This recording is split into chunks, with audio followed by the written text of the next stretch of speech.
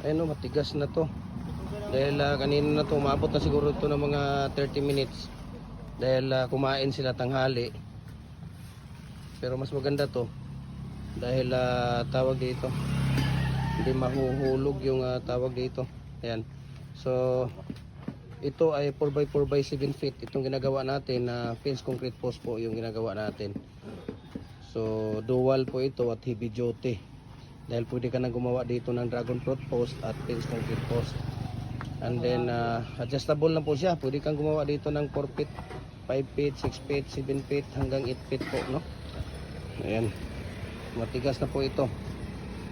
Ayan. So lifetime use na po ito dahil ang steel plate na ginagamit natin dito ay 3.5 or 4 mm, no? Ginagamit natin na steel plate. Ito po ay 4 holes na fix. Detachable itong ginagamit natin. At pwede rin siyang hindi mo i-detach, pwede ring i-detach mo siya kung kailangan mo siyang i-ano. Ayan, di ba? Tapos itong isa naman ay 2 holes. So mayroon tayong 2 holes dito. Ayan.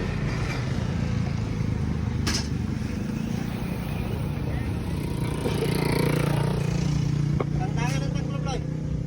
Tantangan na. Bisaw na ko pa nung relay, ha? Ano?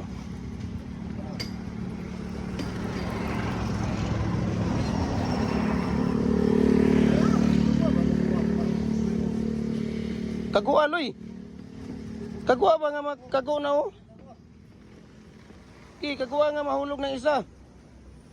Dili siya kabalo diretso pre, di ka baliktad ka, Loy.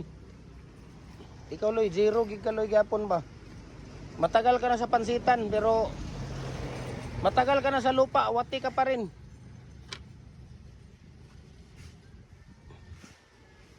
Dahil naabot na ito ng ilang minuto, ay ilang siguro na sa mga ano na to. Ayan. Si Luloy kay ayan, di ba?